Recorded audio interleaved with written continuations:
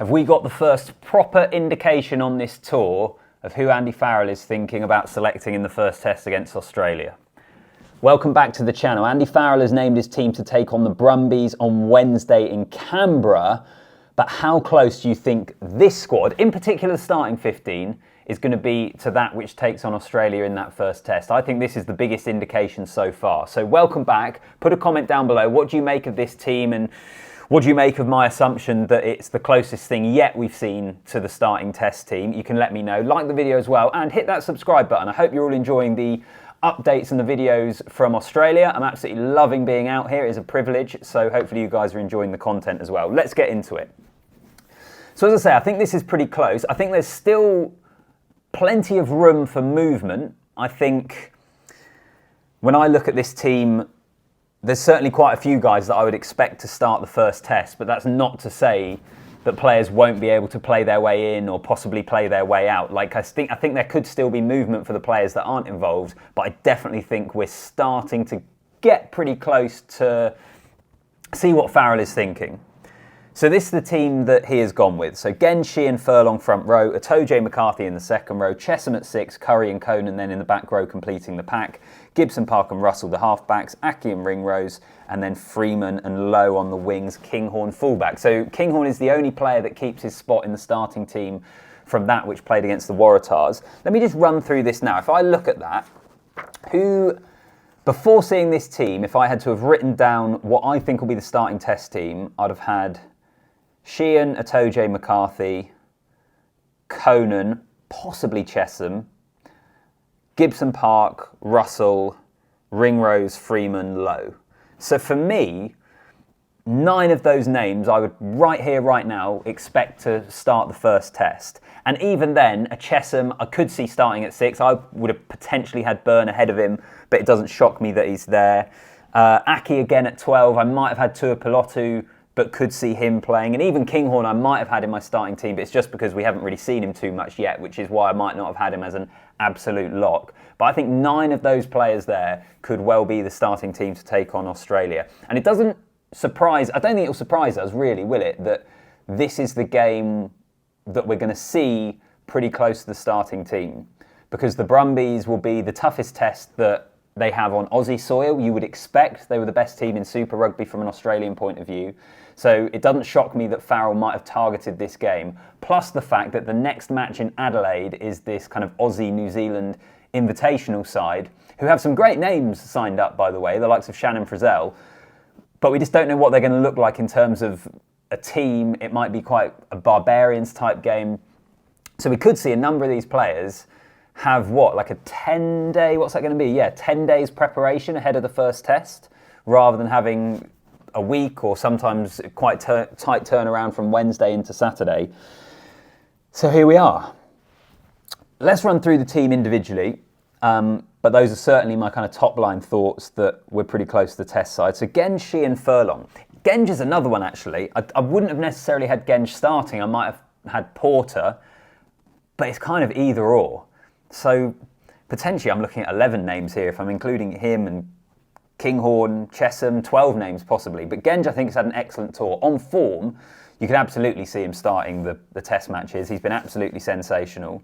Sheehan will start the test matches. He's the best hooker on the trip quite comfortably.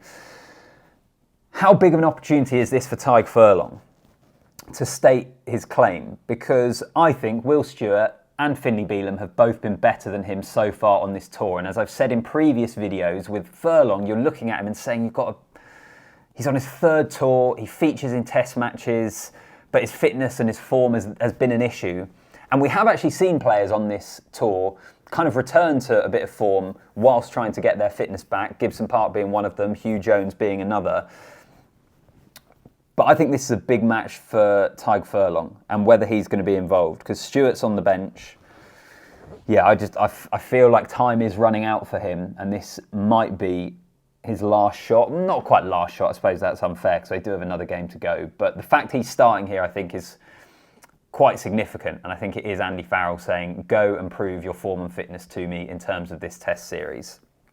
Itoje second row, he's the captain, he's going to start. I know some people, I had comments on another video I did where I was really praising Itoje, who didn't see what I see. I think he's been Really good in the last outing against, what was it, the Reds or the Waratahs?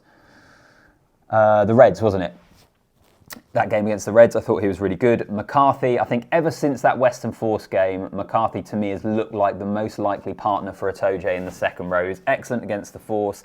He had a bit of an impact off the bench against the Waratahs, maybe not as much as he would have wanted, but even so, I think he's done enough to put himself in that position. I think that's looking like the best second row combination at the moment, unless you were to shift Chesham into it, but I think Chesham at 6 or Byrne at 6 is most likely. Speaking of Chesham, I'm a big fan of Chesham. Any of you that have watched the videos on this tour would have seen me speak about him in pretty glowing terms. I wonder whether he is one of those players that is almost underappreciated and is starting to get more appreciated for what he brings to the game. I think he's a really good line-out option. I think having him and Itoje on the pitch at the same time does wonders for your line-out. He can play 6, he can play second row. He's just a really, really good player. So him at 6... Conan at 8, I'll get onto Curry actually, because that's probably one of the players that I had further away from the Test team at the moment. Conan at 8.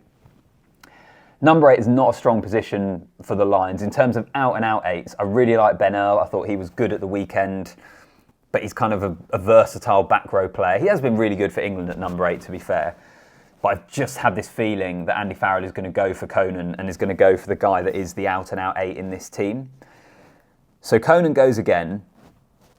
Curry at 7.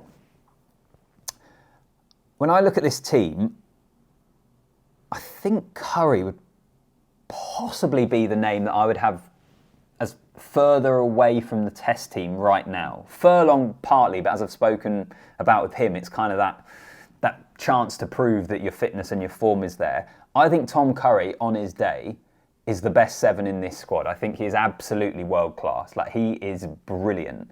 I just don't think we've seen the best of him on this tour. I think Van der Fleer and Jack Morgan have been better than him.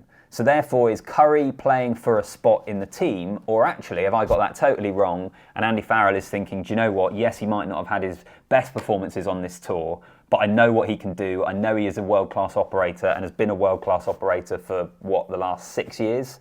Since 2019? So therefore, I'm trusting in him. Or is he having to play his way in? I have him as having to play his way in, but maybe he's more of a lock than I suspect. So that's the pack. Into the back line, Gibson Park and Finn Russell are going to start the tests, aren't they? Barring injury, I don't think Finn Smith has done enough. I think Alex Mitchell has played well, but not enough to usurp Jamison Gibson Park, even though we haven't seen Gibson Park that much, let's be honest. He hasn't played loads of rugby, but I just think he's going to start the tests. Thomas Williams would be in this conversation if he hadn't got injured. And then Ben White, not seeing Ben White in this team. I'll get onto the bench, but Ben White doesn't play. Mitchell goes again. He's playing a ridiculous amount of rugby, by the way. I hope he holds up until the Test series. And Finn Russell will be the 10. And what a great opportunity for Finn Russell to have a real shining moment on the international stage.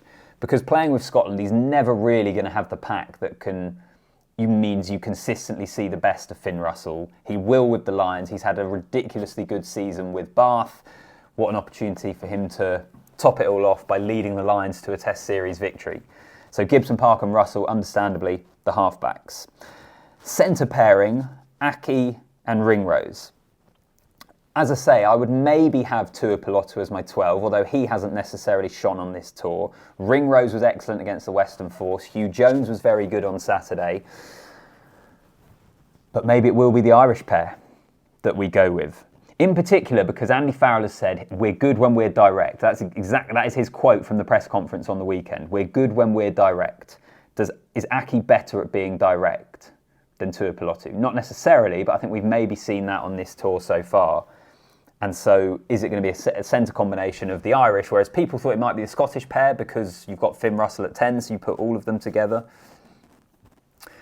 But I think Andy Farrell's going to what he knows best there. Into the back 3, I think there's a great chance this is the back 3 for the Test series as well, particularly because Hugo Keenan didn't have his best game on Saturday.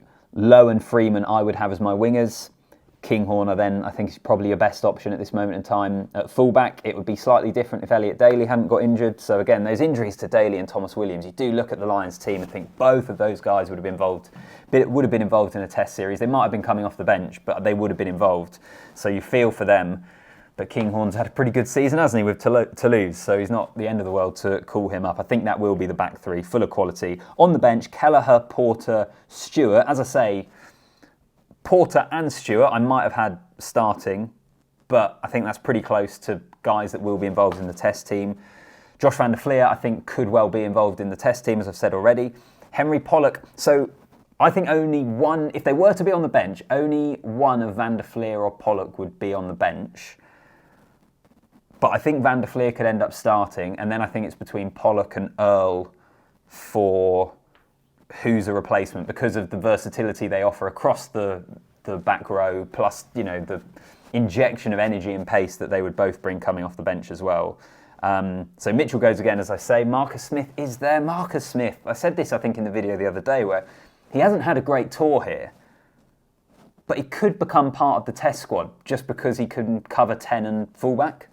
So he's there again, and Mac Hansen's there as well, who also you could well see because, you know, he can kind of cover fullback, he covers the back three. But I think it's between him and Freeman for that other wing spot. I think James Lowe will play. So that is the team. Those are my thoughts. What do you make of them? I definitely think it's the closest so far we've got to the test team. How many of those positions would you have pretty close to a lock? How many of them would you say are really up for grabs? Let me know in the comments, like the video, subscribe to the channel, and I'll see you in the next one.